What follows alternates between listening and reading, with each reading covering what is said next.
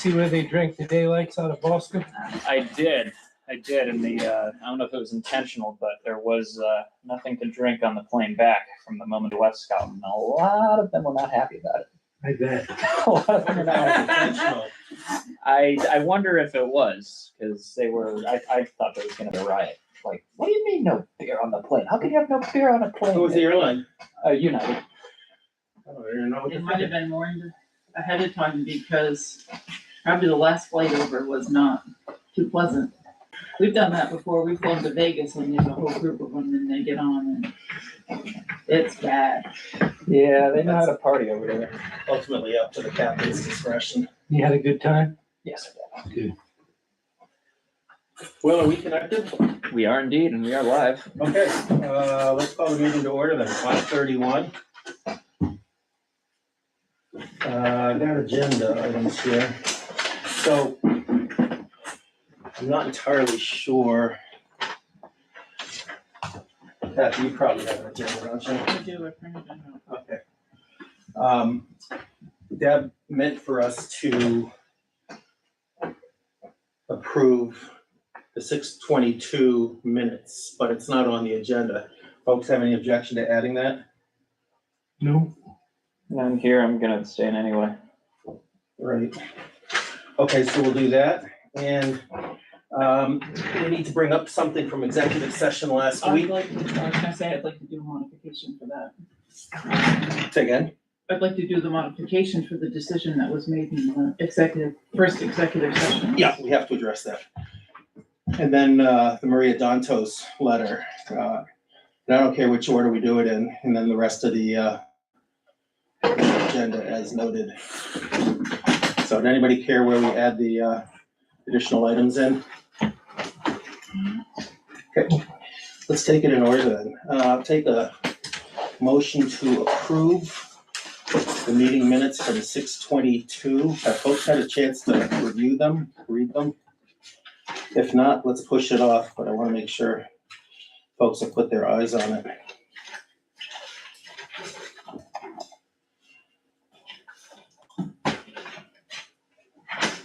Anybody want to move the minutes, or are we pushing I off? didn't read them. I I'll be breezed honest. through them, so. I mean, I didn't see any issues, I read it quickly, but. There are two issues. The festival permit was Eddie's Bakery, not the Nikan Car Show. Oh, I'm sorry. That's all right. And then agenda items for the next meeting were July 13, not the August meeting. But if folks haven't read them, maybe we ought to just push that off. Can do that. I'll go and fix them. Pretty small item, but okay, let's come back to that. So last week, we met in executive session. We went into executive session to discuss an employee matter. And it quickly became a discussion, well, it immediately became a discussion about the foreman's cell phone. And that took up the full 30 minutes. The foreman's cell phone is not an appropriate subject for executive session. And Kathy believes that we had actually decided upon an action at that meeting. And I'm not sure we did, but Kathy, why don't you give your recollection of what you believe we did at the meeting? I believe the decision was made because Jim had just upgraded that telephone because his other one had stopped working, that the town was, that was gonna become Jim's personal phone, and that the town would, Jim would reach out or to the treasurer's office, and we would get an AT&T basic telephone that the town would take over, and Jim could take over the payments of the other phones. So we just upgraded it.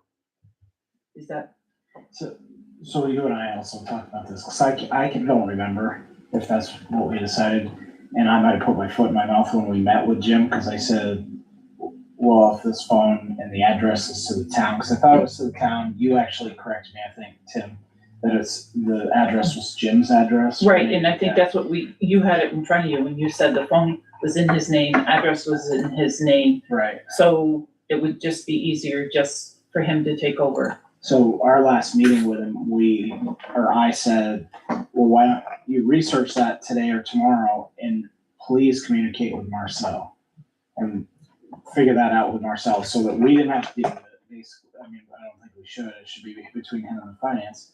And he told me, I got a phone call today and he told me that he went and got his own phone and he communicated, I guess, with Heather this afternoon or Deb, and I don't know if the phone's been charged.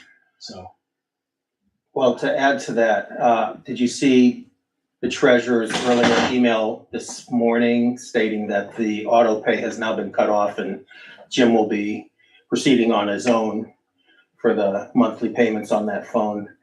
And it's my understanding Verizon won't let the town have a phone. That's absolutely correct.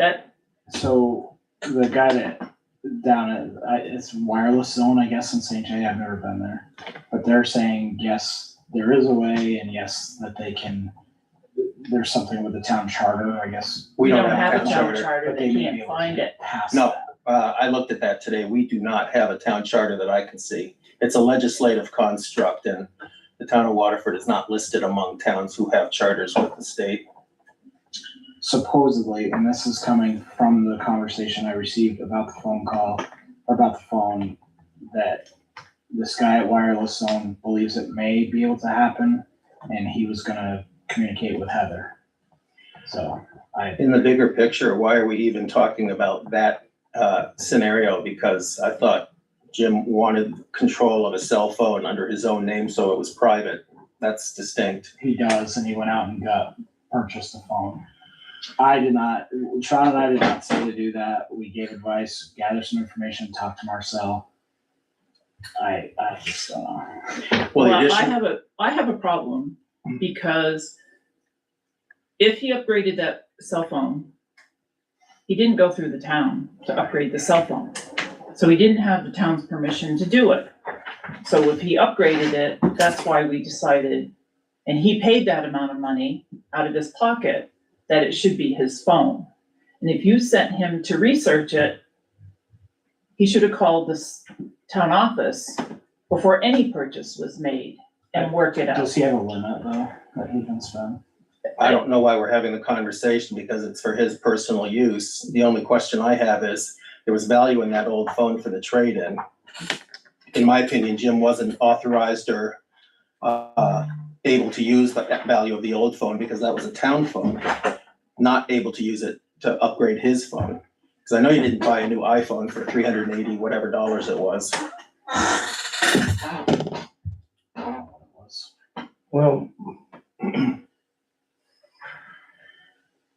Regardless, this is I was what we gonna were try to be a discussing. good boy and not say too much tonight, but first off, I'm gonna say that I think the whole thing is a vindictive pile of shit.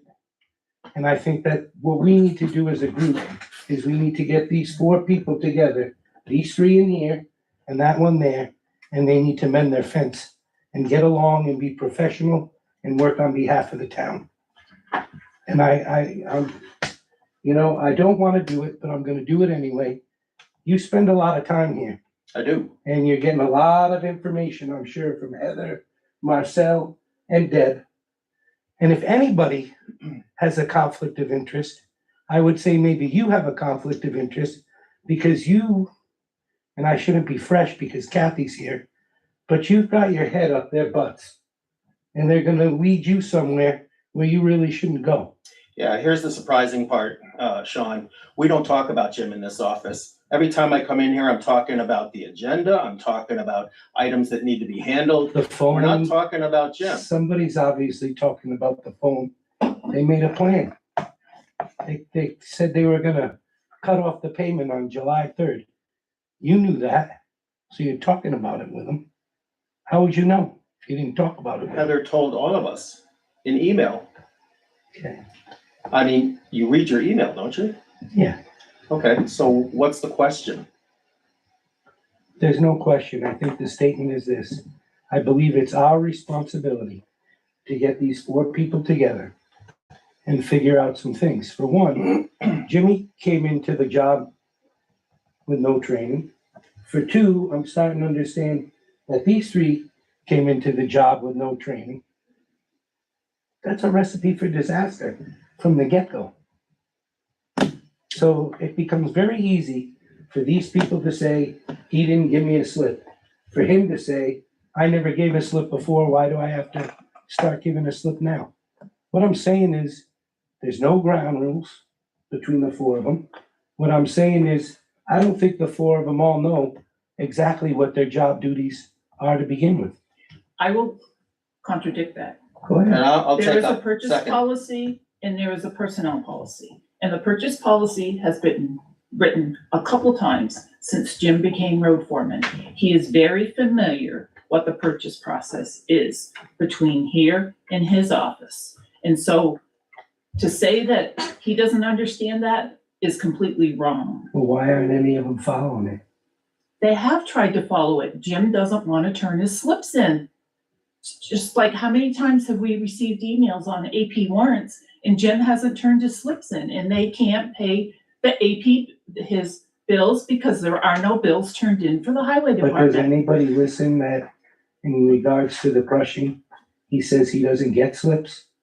That he does a little clicker count and Did he keeps it on explain a that piece to of paper? anybody? No, he didn't.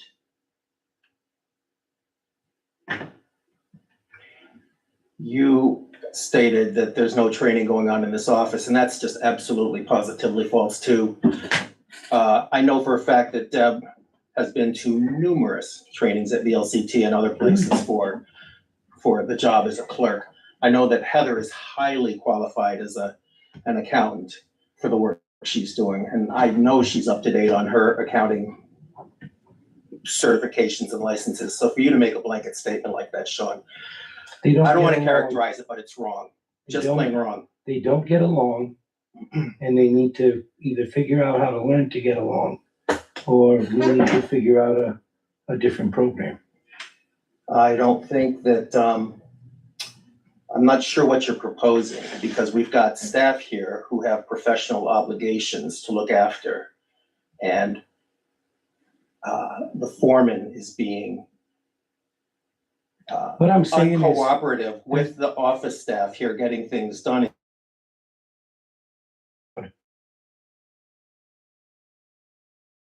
from these three and from him, none of them are exonerated. It's been going on for a couple of years from all the select board meetings. This isn't something brand new that is just transpired. And it was brought up in the mediation that they couldn't get along. And that was what the mediation was for. And Jim hasn't made an attempt to come in to meet with them, to work things out since that mediation was done. And that was brought right up. It was also brought up on the March 30th meeting that we had and went over the performance things, Sean. So do we have to warn a meeting and have the five of us and the four of them to make it happen? They had the mediation. What more do you want? The mediation was a farce. Ding, ding, ding. Then if we need to have a meeting, then we need to do it. But Jim has not complied. He didn't comply this time, Sean. You told him to research it. You did not tell him to purchase a phone. You did not tell him to purchase a phone. So he went above and beyond what he was asked to do by you and Wade. That's one more thing that he didn't follow instructions, Sean. The only thing I'll say, my 20%, I think you call it. You're 20%. So my 20% is we're quick to cast all of Jim's mistakes. However, we stand a pretty substantial issue here with someone even missing $100 check. And if someone is doing their checks and balances, that should have been caught. And my understanding was it was caught, but nothing was done about it. So, I mean, we all make mistakes. I make them every day. People make them, but it's how we learn from them. And I get what you're saying. I was surprised the phone was purchased. So I got nothing there, but Well, it better be, he better come talk to the office, because if, reading that email today, that it was Right. canceling the payment as of today, and I reiterated. and he that won't to have him, that so- phone. So hang on a sec, we're going down a rabbit hole here. The correction that needed to be made was, we discussed a lot of things in executive session last week that didn't belong in executive session, and this is simply to correct that. And Sean, I hear you saying maybe we're gonna have a big public discussion as an agenda item in the future. That's not today's problem, as far as I see it. I agree. Anybody else? Okay, so have we adequately covered what we discussed in executive session last week and have it adequately in the record this week? I guess. Okay, The decision was that we were gonna do it, and he was tasked to research it by Sean and Wade. okay. He did more than that, so, and he still hasn't reached out to the town office. Well, it certainly, I think, put some egg on the select board's face. The whole thing was messy to begin with, so, but I think we should move on from that. In any case, I think we've done our diligence here as far as executive session is concerned. There may be more to say about that, but I think for the time being, we'll let it lie right there. The other item was the Maria Dantos letter. I think you've all seen Will's email where he is stating he's not going to sign the letter. And I think you've all seen my response to that letter indicating potentially dangerous precedent. You've seen the rest of it as well. I asked Will that he would reconsider his position. Will, anything you want to say?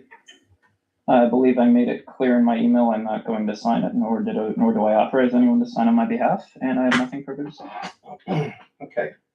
I have the letter here, and when Deb dropped the keys off, that if Will was not gonna sign it, she doesn't think we should send it out as a board. So I have another idea too. Did a little research, a couple other towns. If they don't have full support, sometimes it's the chair will sign it. And that's what I would recommend, that we have the chair sign the document. We write it, For select board chair. We can easily do that on what I presume would be a 4-to-1 vote.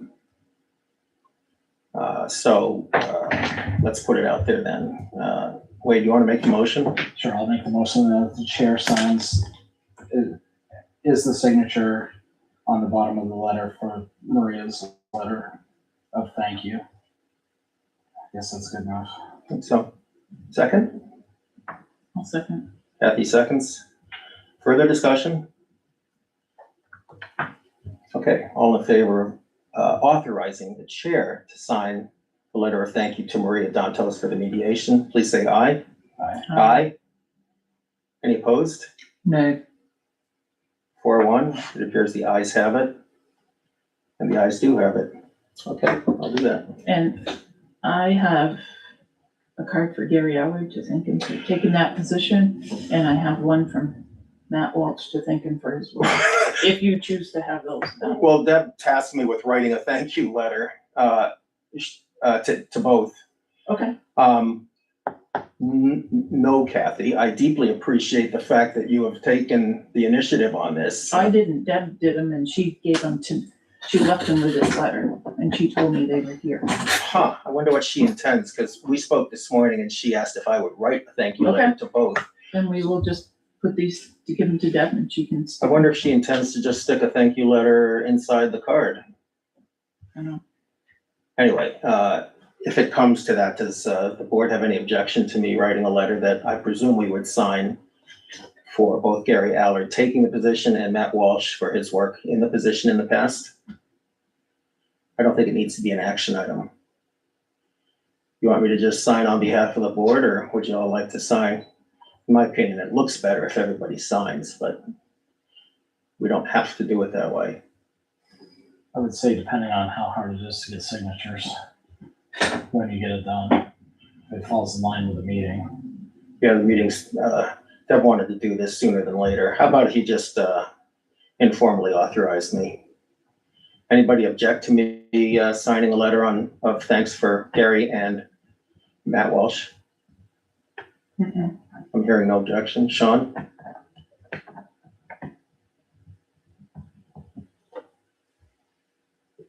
You're shaking your head. Al doesn't pick that up too well. You can sign the letter if you want Okay, well, None here? okay. I'll do that. All right, now we're on to cemetery deed. There was a redo here because the Pizer deed we approved last week was, they provided incorrect information, so the deed was incorrect. It's been now upgraded to Karen Pizer Crampton, and their heirs and assigns. So the motion would be the approval of the updated cemetery deed for Karen Pizer hyphen Crampton. to. So moved. Sean moves. Seconded. Will seconds. It looks the exact same except for the updated names. All in favor of approving the cemetery deed, say aye. Aye. Aye. Any opposed? Here's the ayes have it. We require 4 more signatures. Thank you.